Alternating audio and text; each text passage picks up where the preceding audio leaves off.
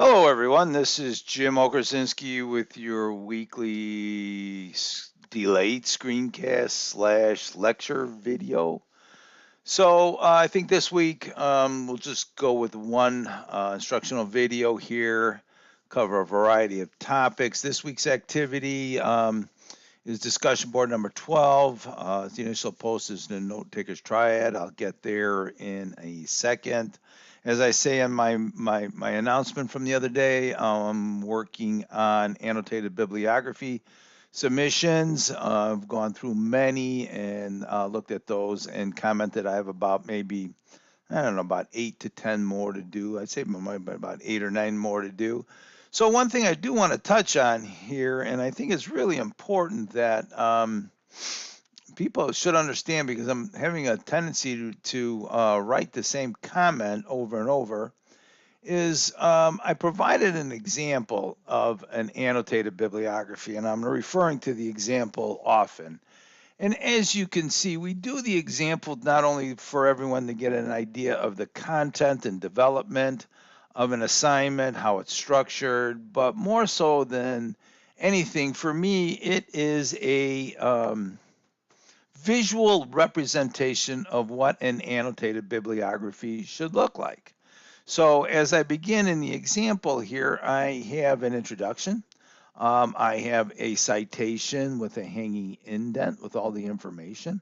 And then as you can see here, we have the three-part annotation with some good detail about that particular source. And it continues all the way through the document. Once again, a full citation with a DOI number, permanent index number, and hanging indent here. All right.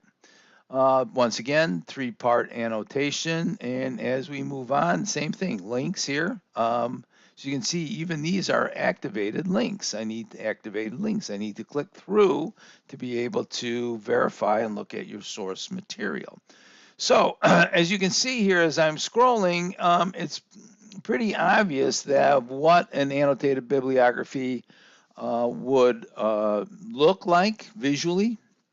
I'm as I scrolling through here, I have to say that if your particular annotated bibliography does not look like this, like visually look like this, then you're more than likely going to have a bit of a problem when it comes to grading. All right. If you're unsure, you don't know what to do, I understand that, but this is the reason why there's a video and also an example here.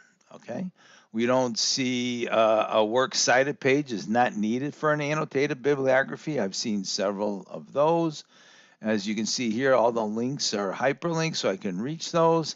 And as I get into the last page, here I have the conclusion. So once again, I must point out that if what you're submitting does not visually look like this and follow this format, more than likely you're going to have a grading issue here. So be aware of what you've uploaded. Also expect my comments. And like I mentioned, everybody has the opportunity to revise. However, this is really not like throw it in there, let Mr. O tell me what's wrong with it, and then I'll fix it kind of a situation. All right, these are extensive documents. They take quite a bit of time for me to review. All right, and once again, if you look at the modules here, I left week 9 up at the top. I talk about the annotation. What's an annotation? And there is no quoting in writing summary, and you're supposed to give me a summary of the main author of the author's argument. All right, so if you have a lot of statistics and quotes and copy and paste from articles in your annotation, it will be a grading issue. You're to once again summarize, right? Even interviews, survey results. I indicated in previous videos. Please, you are to summarize the points there, right? So the idea here is that, and I know I mentioned it, that surveys have to be completed and tabulated. I've had a couple of good ones, but I've had some like surveys that appear not to be done. All right. So I wanted to point that out as I move into this week's discussion board, which is number 12. Let me get number 12. We're digging into chapter 3 here.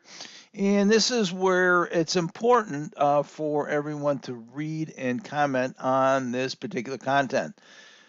Chapter 3 is writing in the middle. It's where you converse with your source material. The double entry journal, which is due next week.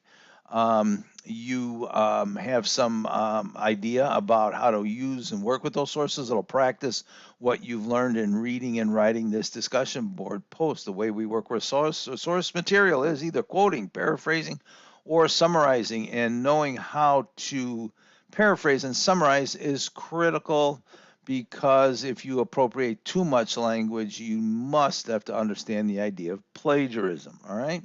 So this is an important post here.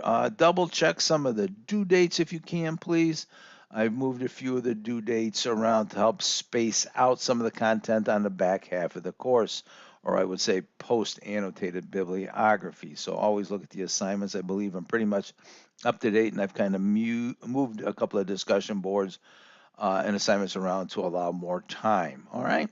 So if you have any questions or issues, please send me an email. Good luck.